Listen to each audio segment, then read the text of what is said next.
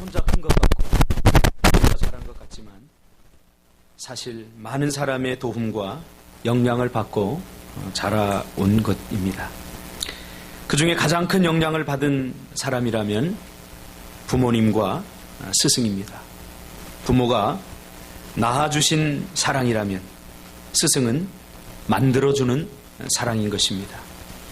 이번 주에 군산에 볼 일이 있어 내려갔습니다. 구역전 시장이라는 곳에 가봤는데 거기에 대장간이 하나 있었습니다.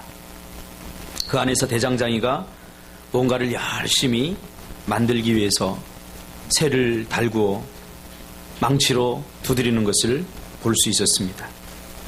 그리고 그렇게 만들어진 헤아릴 수 없는 다양한 도구들이 대장간을 가득 메우고 있었습니다.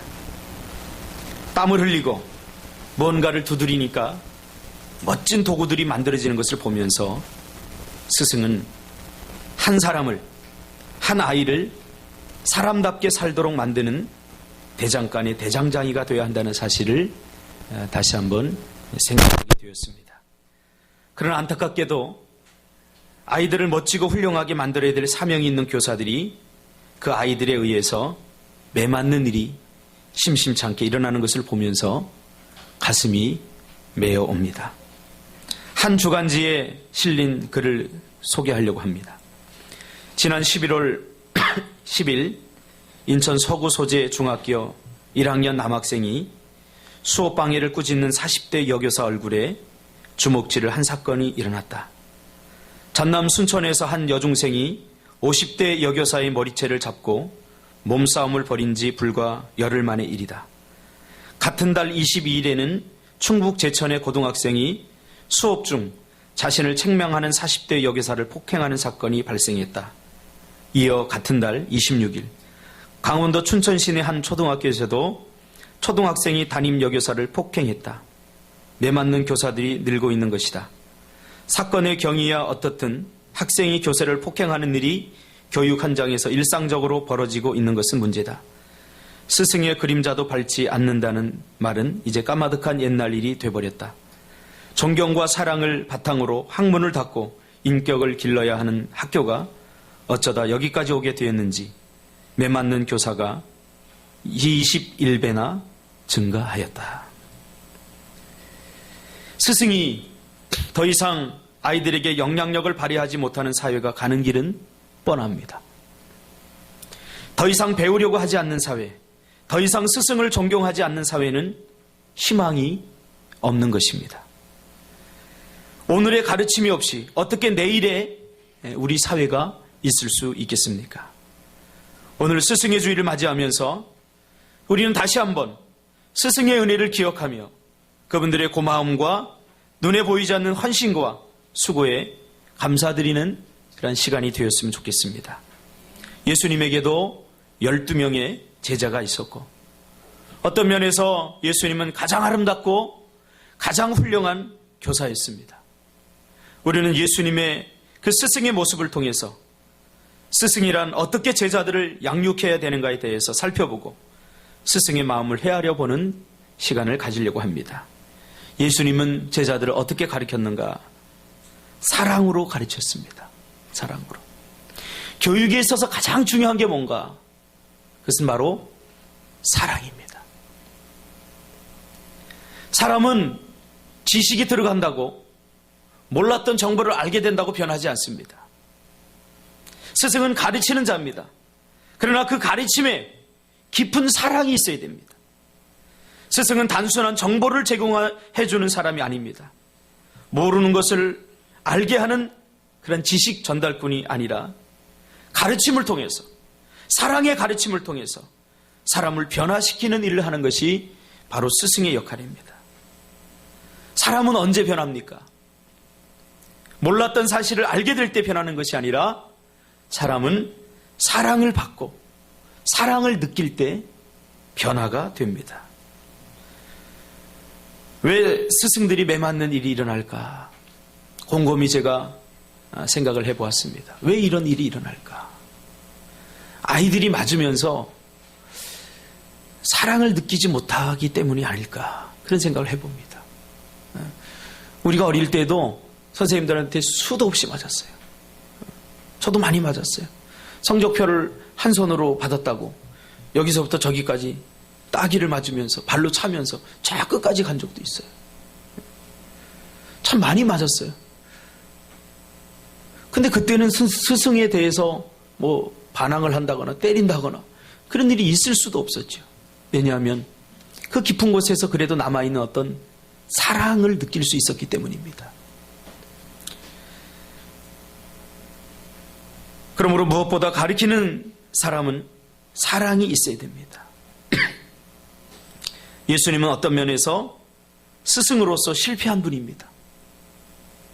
그가 가리킨 제자들에 의해서 팔리우게 되고, 그리고 그 제자들은 3년 동안 예수님과 동고동락하며 예수님께서 전부를 쏟아 부었지만 제자들은 그 예수님의 사랑을 까마득하게 잊어버리고 예수님을 팔아버리고 예수님을 배신하고 도망쳐버리게 되는 거죠.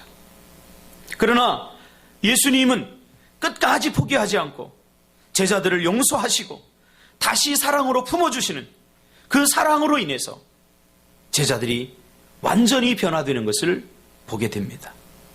비로소 예수님의 가르침을 예수님이 죽고 나서야, 그리고 부활하신 그 주님을 만나고 나서야 그들은 그 예수님의 가르침을 기억하게 되는 거죠. 그리고 예수님의 가르침을 목숨을 걸고 비로소 세상에 전하고 세상을 변화시키는 그런 일에 앞장서게 된 것입니다. 무엇이 제자들을 변화시켰는가? 만약에 예수님이 부활하신 이후에 야 이놈아 너희들 왜 나를 버렸느냐? 왜 나를 팔았어? 그리고 서운한 마음으로 제자들을 찾지 않았다면 제자들의 변화는 없었습니다. 그러나 예수님은 끝까지 제자들을 사랑하시고 끝까지 제자들을 품고 실패한 자리에서 면목이 없는 숨어버린 그 제자들을 다시 찾아가서 그들에게 기회를 주고 다시 그들에게 내가 너를 사랑한다 라고 고백했던 것입니다. 그러므로 여러분, 가르치는 자들은 사랑이 있어야 됩니다. 사랑이 없고 체벌만 있으면 안 됩니다. 때리더라도 사랑으로 때리시기를 바랍니다. 사랑으로 대하시기를 바랍니다. 예수님처럼 사랑으로 용서하고 끝까지 품으십시오. 선생님의 사랑이 한 아이를 위대하게 만드는 것입니다. 제가 알고 있는 어떤 친구는 학교 다닐 때 아주 유명한 싸움꾼이었어요. 학교에서도 받아주지 않을 만큼 그렇게 유명한 싸움꾼이었어요. 가출을 밥 먹듯이 하고 심지어 부모도 포기했어요. 부모도. 다른 친구가 이렇게 상담을 하다가 너무 힘드니까 저에게 한번 만나보라고 해요. 저도 만나서 한 두어 번 정도 이렇게 상담을 한 경험이 있는데 뭐 상담도 통하지 않아요. 아무것도 되지 않아요. 그런데 고2가 되었는데 이 친구가 선생님을 참 잘 만났어요. 학교도 가기 싫어하고 수업 시간에 누워서 자는데 선생님들이 아예 포기했어. 건들지도 않아요. 근데 2학년 딱 올라서 담임 선생님을 만났는데 담임 선생님이 혼내는 거예요. 야, 너 수업 시간에 왜 그래? 일어나, 이리 와. 하고 이 마대자루 있죠? 마대자루. 그거 하나가 다 부러지도록 맞았어요. 저도 마대자루를 맞은 경험이 있어서 그게 얼마나 아픈지 알아요. 이게 붙습니다. 멍들이 투들 이렇게 하게 됩니다. 맞으면. 그 부러지도록 맞고 울면서 너 그러지 말아라. 그러지 말아라. 그런데 이 친구가 그 매를 맞고 나서는 그 눈물을 흘리는 거예요. 너무 감사한 거예요. 나중에 그 친구한테 들으니까 아무도 자기가 잘못하고 있는 거, 자기가 가출하든 뭐하든 부모도 신경 안 쓰고 학교에서도 포기했는데 이 선생님이 그렇게 때려주는 것에 사랑을 느끼게 된 거죠. 야, 나 같은 이 포기한 사람도 누군가 나를 사랑해 주는구나. 그때부터 이 친구가 변하기 시작합니다. 사랑으로 때리면 알게 됩니다. 사랑의 말은 전달이 됩니다. 그 후에 이 친구가 변화되기 시작해서 교회도 열심히 다니고 또 직장도 들어가고 이제는 청소년 사역을 돕는 그 교회에 그러한 일을 하는 그러한 변화된 사람이 되었다고 저에게 그런 소식이 들려왔습니다. 사랑이 있어야 됩니다. 교사는. 특히 주일학교 교사들은 사랑으로 승부해야 됩니다. 요즘처럼 주일학교가 힘든 적이 없습니다. 우리 교회만 그런 게 아니라 다른 많은 교회들도 주일학교가 잘 안 돼요. 그러다 보니까 예전에는 우리 주일학교 교육이 세상 교육을 이겼습니다. 훨씬 세상 교육보다 탁월했습니다. 그런데 요새는 뭐 피자를 사주고 닭다리를 사주고 별걸 다 해도 안 와요. 안 와요. 그런 걸로 승부가 안 돼요. 오직 우리가 승부할 수 있는 것은 사랑으로 승부해야 됩니다. 사랑이 없이는 안 됩니다. 사랑만 있으면 떡볶이 한 그릇으로도 애들이 변화돼요. 그러나 사랑이 없이 물량으로만 공세하려고 그러면 아무것도 안 됩니다. 사랑하면 용서가 되고 사랑하면 기다려줄 수 있고 사랑하면 어떤 수모도 참아낼 수 있는 것입니다. 사실 요즘 아이들 보면 기성세대가 이해할 수 없는 아주 독특한 코드가 있어요. 굉장히 버릇 없어 보이고 예의가 없어 보이고 얼마나 교사들의 고충이 클까. 저도 제 딸을 아이를 키우면서 야, 선생님들 참 힘들겠다. 참 힘들겠다. 참 어렵겠다.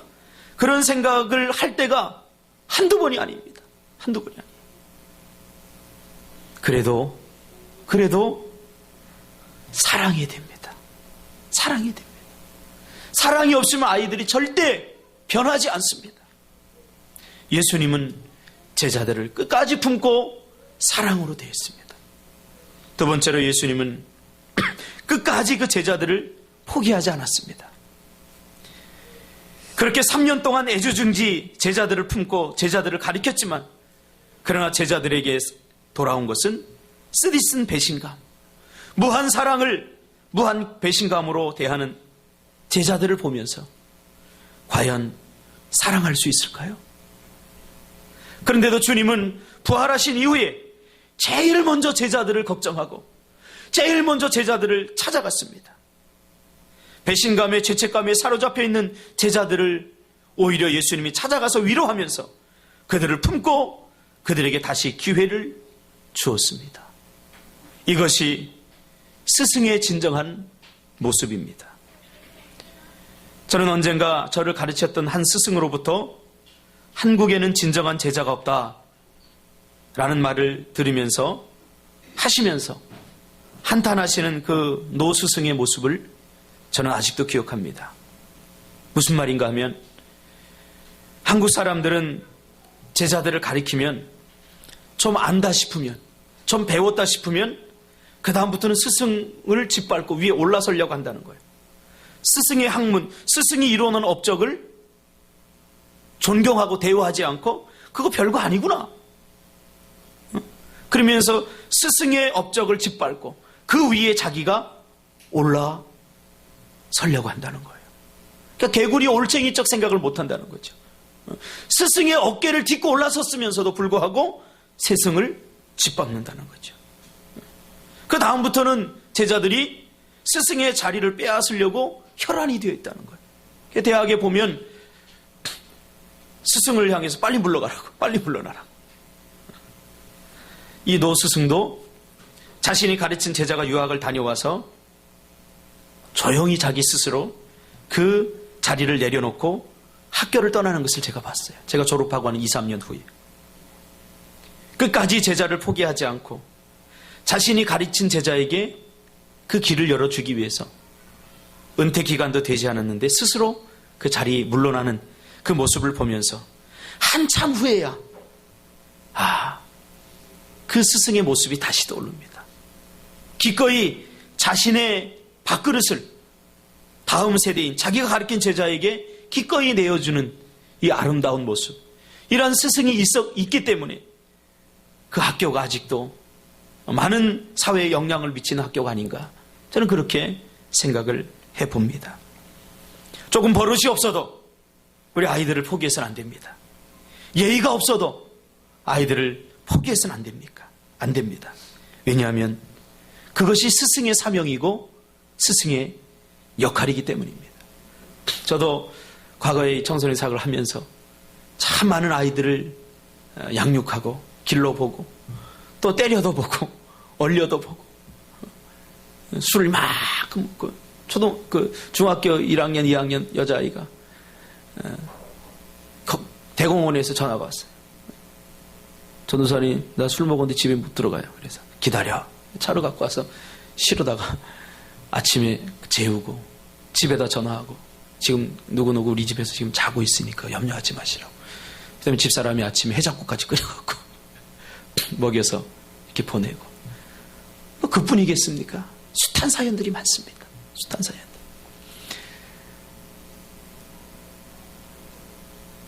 제자는 스승을 잊지만 스승은 제자를 잊지 못하는 거죠. 지금 어디에서 무엇을 하는지 그 외에도 뭐 수많은 가출해서 방황하는 아이들을 재워보기도 하고 중학교 2, 3학년짜리 아이가 임신해서 온 것 그것도 수소문해서 그것도 이렇게 처리도 하고 수많은 일들이 주마등처럼 지나갑니다. 스승은 한 사람을 만드는 대장간의 대장장이가 되어야 됩니다. 만들다가 그만둔 도구는 어느 곳에도 쓰임받을 수 없습니다. 이것이 바로 스승의 부담입니다. 끝까지 책임지고 포기하지 않으려는 끈질긴 가르침, 이것이 스승의 몫입니다. 사랑하는 우리 꿈틀교회 선생님들, 우리 아이들을 끝까지 가르치시길 바랍니다. 끝까지 포기하지 않고 그렇게 가르치시길 바랍니다. 이것이 예수님이 제자들을 가르친 그러한 모범입니다. 끝까지 포기하지 않았기에 베드로가 베드로다울 수 있었고, 그리고 제자들이 다시 자기 위치로 돌아와서 하나님께 주신 귀한 사명을 감당할 수 있었던 것입니다. 제자들이 제자다운 삶을 살 수 있었던 것은 바로 예수님의 포기하지 않는 끝까지 붙든 사랑이 있었기 때문에 가능했던 것입니다. 마지막 세 번째로 스승은 한 아이에 대한 꿈과 비전을 제시할 줄 알아야 됩니다. 예수님은 제자들을 향한 꿈과 비전을 제시해 주었습니다. 하나님께서 스승에게 주신, 스승들에게만 주신 아주 독특한 은사가 있는데, 그것은 제자들의 미래를 가늠할 수 있는 눈을 스승들에게 주셨다는 거예요. 가르치는 자들에게 주셨다는 거예요. 그래서 가르쳐보면 알아요. 가르쳐보면. 아이들을 가르쳐보면 어느 정도 그 아이의 미래가 눈에 보입니다. 이 저만의 고백이 아니라 교사를 하는 그런 분들에게 이렇게 물어보면 한결같이 하는 이야기가 한 10년, 20년 가르쳐보면 이 아이가 성공할 아이인가, 이 아이가 어느 정도 사람 부시를 할 아이인가, 어느 정도 이게 눈에 보인다는 거예요. 왜 머리를 오래 깎은 그 이발사들, 옛날에 우리는 이발소에서 깎지 않았습니까? 보면은 아주 잘 맞춰요, 사람. 또 택시기사들도 잘 맞춰요. 이렇게 딱 타면 목사님이시죠? 어떻게 하셨어요? 쫙 보면 압니다. 사람을 많이 보니까, 얼굴을 많이 대하다 보니까 이게 안다는 거죠. 그러니까 하나님께서 이 교사들에게 주신 아주 특별한 은사가 있는데, 그건 뭐냐면 이렇게 딱 가르쳐 보면 이게 어느 정도 알게 된다는 거죠. 그러므로 스승의 눈에는 제자의 미래를 보는 해안이 담겨 있습니다. 그러므로 스승이 안타까운 거예요. 안타까운 거예요. 그러므로 제자들은 스승의 말에 귀를 기울여야 됩니다. 될성 싶은 나무 떡잎부터 알아볼 수 있는 능력을 하나님께 스승들에게 주신 것이죠. 예수님도 베드로를 처음 봤을 때 베드로의 미래를 보게 되죠. 그래서 베드로에게 뭐라고 그럽니까? 앞으로 내가 시몬이라고 너를 부르지 말아라. 너를 게바라고 부르라. 내가 지금은 고기를 낚는 어부지만 앞으로 너는 사람을 낚는 어부가 될 것이다. 이미 베드로에게서 예수님은 가능성을 본 것입니다. 베드로가 누굽니까? 요한의 아들 베세다 출신으로 가버나움에서 고기잡이를 하며 살았습니다. 그는 그의 형제 안드레가 전도해서 뒤늦게 예수님을 만났습니다. 그 모든 고기잡이들이 다 베드로 보고 희망 없는 존재, 그냥 여기서 고기나 잡다가 일평생 그렇게 맞춰질 인생, 그 더 이상 기대하지 않았습니다. 그러나 예수님께서 그를 보시고 더 이상 너를 시몬이라고 부르지 마라. 시몬이라는 말은 뭡니까? 갈대라는 뜻입니다. 갈대. 너는 더 이상 흔들리는 갈대가 아니다. 이제부터 너의 이름을 게바라하라. 반석이라 하라. 반석. 나의 인생은 갈대와 같은 인생이 아니라, 나는 별 볼 일 없는 인생이 아니다. 이제부터는 반석 같은 인생이 될 것이다. 예수님께서 그렇게 말씀해 주신 것이죠. 그런데 이 갈대가 신약 시대에 예수님이 십자가에 죽었다가 부활하시고 승천하시고 난 다음에 교회를 이끄는 영적 거장, 영적 거목, 정말로 반석이 되지 않았습니까? 모든 벳세다 사람들이 그를 보면서 기대하지 않았고, 너는 갈대야, 너는 천상 어부야, 너는 어부로 일생을 마칠 거야, 그렇게 기대하지 않았지만, 그러나 예수님은 그 베드로를 보면서 앞으로 너는 위대한 인물이 될 것이다. 너는 교회와 나라를 위해 큰 영적 거목, 반석이 될 것이다 라고 말씀해 주셨던 것입니다. 마태복음 16장 18절에 보니까 또 내가 내게 이르노니 너는 베드로라. 내가 이 반석 위에 내 교회를 세우리니 음부의 권세가 이기지 못하리라. 예수님께서 이 베드로를 스카우트하셔서 그 예수님의 장인의 손으로 베드로를 두드리고 다듬고 뜨겁게 달구어서 갈대를, 아무짝에도 쓸모없는 갈대를 반석으로 만드신 것입니다. 이미 예수님은 흔들리는 갈대 같은 연약한 베드로의 겉모습만 보지 않고 그 속에 깊이 숨어있는 반석을 보게 된 것입니다. 스승은 이런 해안이 있어야 됩니다. 스승은 겉모습만 보고 판단해서는 안 됩니다. 외모만 보고 판단해서는 안 됩니다. 그 사람의 현재의 모습만 보고 판단해서는 안 됩니다. 스승은 영적인 눈을 떠서 그 한 아이의 미래를 볼 수 있고, 그 한 아이의 미래를 가늠하고 미래적 해안을 가지고 그 사람을 칭찬하고 그 사람을 두드리고 그 사람을 만들어야 됩니다. 요즘 제가 참 가슴이 아픈 일이 하나 있는데, 요즘 제가 상담하는 한 친구가 있는데, 내가 보니까 학교도 좋은 데 나왔어요. 군대도 장교로 갔다 오고, 내가 보니까 직업도 괜찮아요. 근데 이 친구가 늘 자신감 없어요. 늘 열등감이 사로잡혀 있어요. 그래서 제가 상담하는 거 다른 거 아닙니다. 올 때마다 얘가 칭찬해줘요. 약속 시간 늦어도, 야, 다른 사람 같으면 안 오는데 너는 늦어도 오네? 참 대단하다. 제가 계속 칭찬을 해줘요. 거짓말로 칭찬하는 게 아니라 괜찮아요. 학교도 좋은 데 나오고 성품도 괜찮고. 근데 정작 본인은 뭐라고 생각하냐면 자기는 실패자라고 생각을 해요. 그러니까 그런 모습으로 회사에서 생활을 하니까 회사에서도 인정을 못 받는 거야. 야, 너 왜 그래? 젊은 놈이 왜 그래? 왜 그렇게 자신감이 없어? 늘 이런 소리를 듣는 거예요. 그러니까 회사를 다녀야 될지 말아야 될지 고민도 많고, 아내도 그게 회사라고 다니냐? 그 정도 회사를, 더 큰 회사를 다녀야지. 적어도 삼성 정도는 다녀야지. 그러니까 어디 가도 기가 죽어요. 또 집에 가면 부모님이, 너는 어릴 적부터 별로 기대를 안 했어. 엄마도 기대 안 하고 아빠도 기대 안 했어. 넌 커서 뭐가 될까 참 엄마 아빠가 얼마나 걱정한지 몰라. 이런 소리만 해대는 거예요. 그러니까 어디에, 그러니까 여기에 뭔가가 꽉 막혀 있어요. 그래서 어제는 제가 좀 자신감을 가지라고. 너 못생긴 것도 아니고 그 정도면 좋은 대학 나오고 너 참 괜찮다, 내가 보기에 참 아깝다. 그래도 못 믿는 거예요. 그래서 제가 하도 답답해서 여기 뭔가 맺힌 것 같은 게 있지? 네, 뭔가 막 맺힌. 소리를 한번 질러봐. 그랬어요, 제가. 어제 아마 갑자기 소리를 질러서 사람들이 놀랬을 거예요. 아! 이렇게 질러. 아! 그게 소리 다 질른 거냐? 네가 힘껏 질러버려. 아! 이게 뭔가 맺혀 있는 거예요. 그게 제가 가르쳐서 소리 지르는 거. 아! 이렇게 질러봐. 그러니까 이 친구가 아! 눈물 칠 거예요. 그거밖에 못 질러. 더 크게 질러봐. 소리를 더 크게 팍 질러. 어제 교회 남아있던 사람은 들었을지 모르겠어.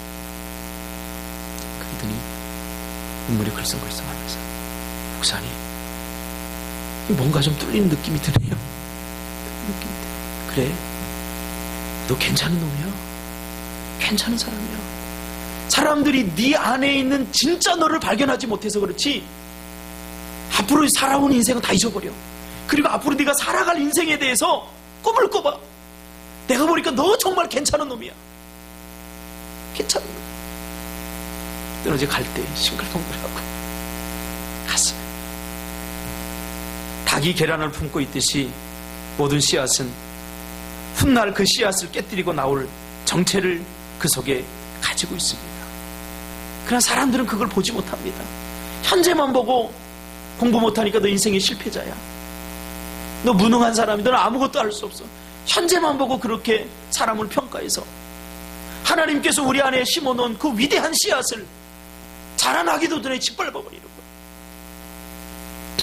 이 친구가 태어나서 단 한 번도 칭찬 들은 적 없대요. 그 상담 시간이 기다려지는 거예요. 내가 힘든데도 자꾸 이야기하려고 그래. 왜? 제가 자꾸 칭찬해 주거든요. 없는 걸 칭찬하는 게 아니라 내 눈에 보여요. 괜찮은 모습들이 막 보여요. 보여요.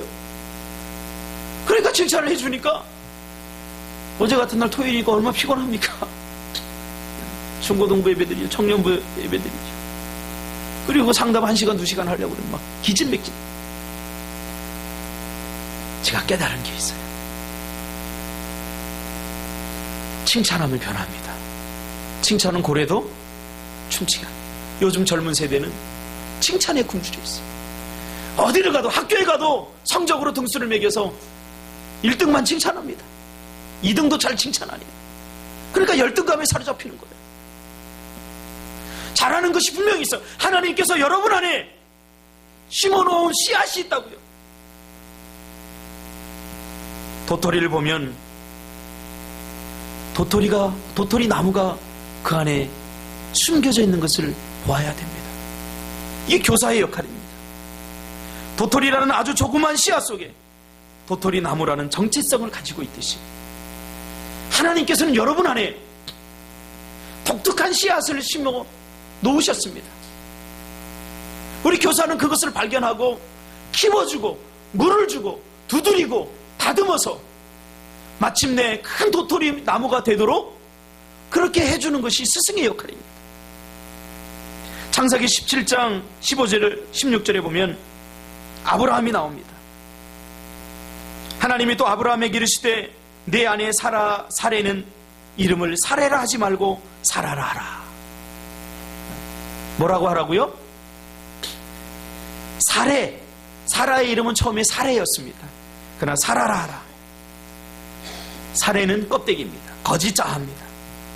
사라의 참 모습은 사라입니다. 그러나 사람들은 그를 사레라고 불렀습니다. 사라는 어떤 이름입니까? 열국의 어머니, 복받은 어머니, 축복의 통로의 어머니, 그런 뜻입니다. 내가 그에게 복을 주어 그가 내게 아들을 낳아주게 하며 내가 그에게 복을 주어 그를 여러 민족의 어머니가 되리 하니니 민족의 여러 왕이 그에게서 나리라. 그러니까 아브라함도 자기 아내의 참 가치를 몰랐던 거죠. 그래서 사레로 알았던 거죠. 그러나 하나님은 그 사레 안에 있는 사라를 발견하고 그가 열국의 어머니가 될 것을 선언하셨습니다. 지금은 비록 자식이 없는 사레지만 그의 진실한 정체성은 사레가 아니라 사라였던 것입니다. 스승은 한 사람의 마음속에 있는, 그 안에 있는 미래의 씨앗을 보는 사람입니다. 여러분 보시기를 바랍니다. 그 사람 안에 어떤 씨앗이 있는지. 그래서 대통령이 될 만한 제목감이라면 대통령이 돼야 되지 않겠습니까? 이게 스승의 안타까움은 어디 있습니까? 저 친구가 대통령이 될 만한 자격이 있는데 그렇지 못한 길을 가려고 할 때 때로는 채찍을 들고 때로는 따끔한 훈계를 하고 그 길을 갈 수 있도록 그렇게 하는 것이, 그렇게 두드리고 뜨거운 불에 달구고 때려서라도 만드는 것이, 장인이 되어야 되는 것이 바로 스승의 몫입니다. 저는 우리 교회가 아주 소망이 있다고 생각합니다. 큰 교회라 큰 교회가 아니더라도 우리 교회는 소망이 있습니다.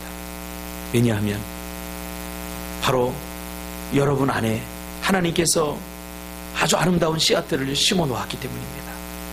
그러므로 여러분 스승의 말을 들으면 자다가도 떡이 생깁니다. 할렐루야.